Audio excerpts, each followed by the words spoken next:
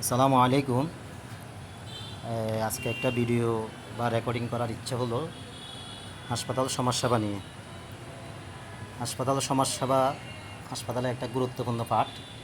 এই গুরুত্বপূর্ণ পাঠ হচ্ছে যে যারা অজ্ঞাতনামা, যারা হতদরিদ্র, অসহায়, যারা গ্রাম থেকে বা শহর থেকে যারা আসবে, যাদের কোনো আর্থিক সহযোগিতা লাগে ওষুধপত্রের দিকে, তাদের জন্য সাহায্য করা এবং সাথে আইডি কার্ড সাথে নিয়ে আসতে হবে।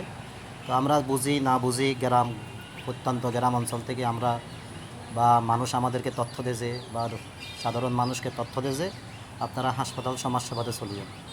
যেমন ক্যান্সারের জন্য আবেদন করা, তারপরে হচ্ছে যে কোনো কিছু এভরিথিং। সমাজসেবা বলতে মানুষের দৈনন্দিন কাজে অনেক কিছু সাহায্য সহযোগিতা লাগে, যেটা হচ্ছে যে আমরা হাসপাতাল সমাজসেবাতে না আসি।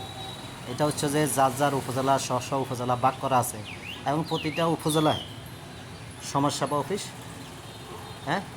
আছে এবং সমাজসেবা অফিসে যার যার উপজেলায় সকল তথ্য ওখান থেকে নিতে পারবে এবং ওখানে আবেদন করা, ওখানে এই সহযোগিতা নেওয়া যার যার স্ব উপজেলায়। আমরা 250 শয্যা জেনারেল হাসপাতালের সমাজসেবাতে না আসে আমরা বিভিন্ন স্ব উপজেলায় আবেদন করব এবং যদি ওখান থেকে সমাধান না হয় আমরা জেলা সমাজসেবা অফিসে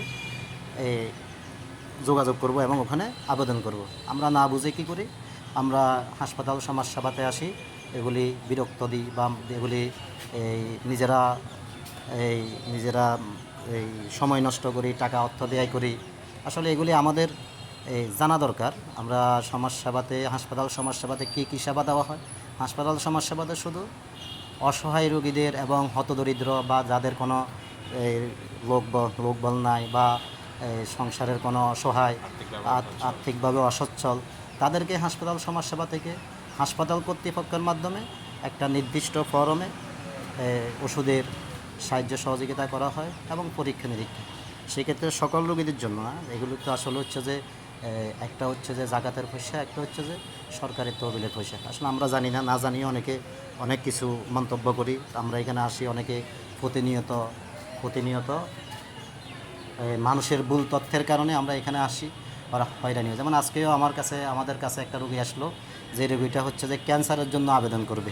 এবং ক্যান্সারের জন্য কোথায় আবেদন করবে, কোন জায়গায় আবেদন করবে, কিডনি রোগীদের জন্য আবেদন করবে, আসলে এগুলি হাসপাতাল সমাজসেবাতে কোনো কিছু আবেদন করার সুযোগ নেই নাকি। এগুলি আবেদন করতে হয় যার যার স্ব উপজেলায়।